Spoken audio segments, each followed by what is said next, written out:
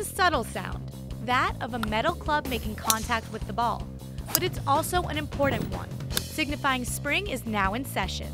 The men's golf team is back out on the links with more drive, determination, and desire than ever before. In our eyes, we feel like we have the opportunity to be the best team in the ACC. And this year, I feel like our team has the firepower to do it. We know what we're capable of, and we have even a better team now, so I see no point of not looking forward to win a national championship. The 2012 season was jam-packed with success.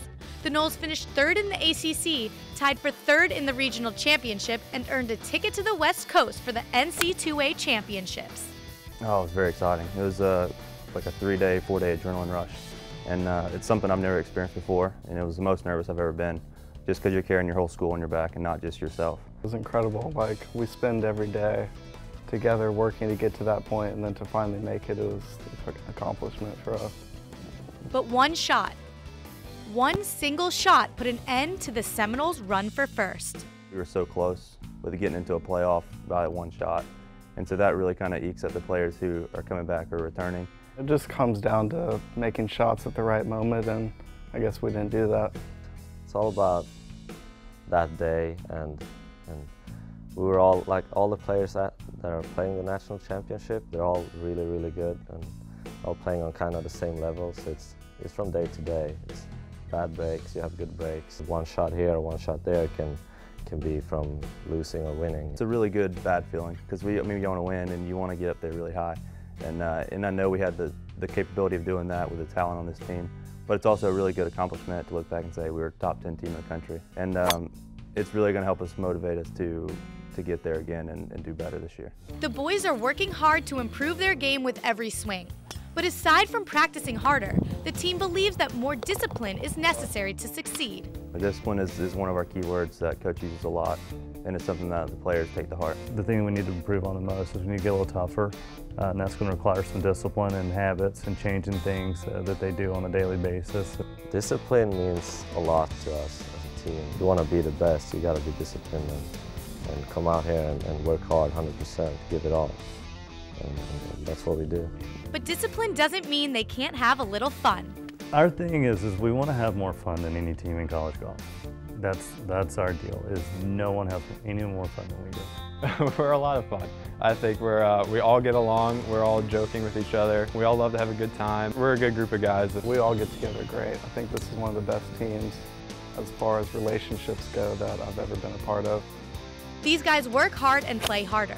They know what they want and where they want to be as the season progresses. These guys keep talking about that. They don't have a ring. It's something that you think about since you commit, and it's something that every night you go to bed thinking, you know, one day you're gonna have that ring.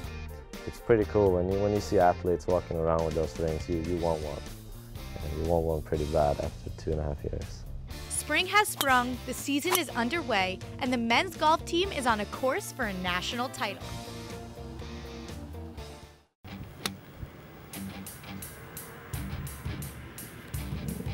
When kids his age were swinging baseball bats, Daniel wasn't. When kids his age were scoring touchdowns, Daniel wasn't. When he was a kid, Daniel Berger was on a team of his own. I started playing golf when I was 11. We lived in Key Biscayne down in Miami, Florida, and my sister was 2 years older than me, and she would take lessons, and I would kind of just fill in for her whenever she couldn't make it, and I really enjoyed it. I've decided that I was going to play a sport. It was going to be golf, and from there on, I decided that that was what I was going to do.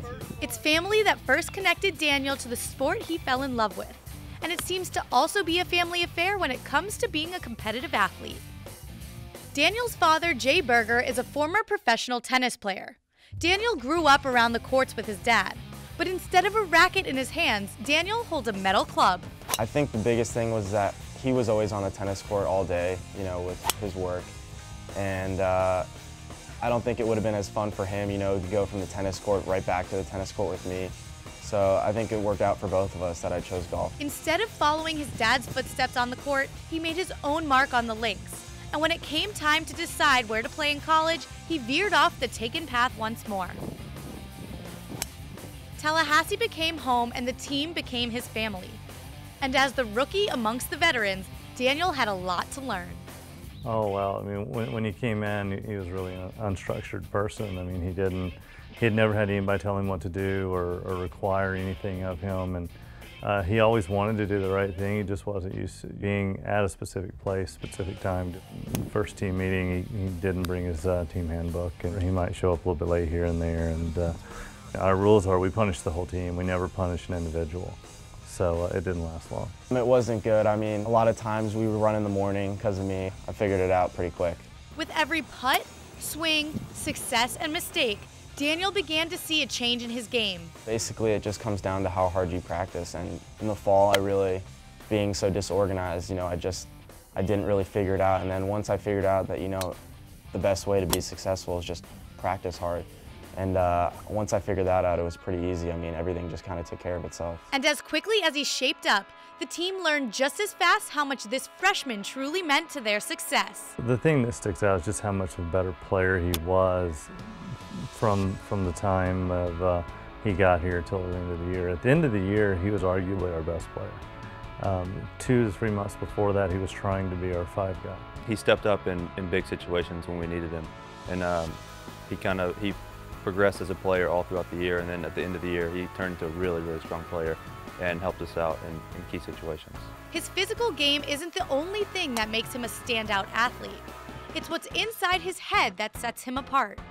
Really focused, really dedicated. He's got a great mental game, and he's got a mental game that every golfer should strive to get. He's really, really solid. Once the competition starts, some players get worse, he gets a little better. For Daniel, golf is mind over matter. It's this innate ability paired with his athleticism that will help propel him through this spring season. The next thing, he needs to win a golf tournament. I mean, he's definitely has the talent, and he works hard enough. And his game is right there. He just needs to pull through and get his first win. That'll be a good season for him. Getting better every day and working hard is really the biggest key for me. A lot is my dad.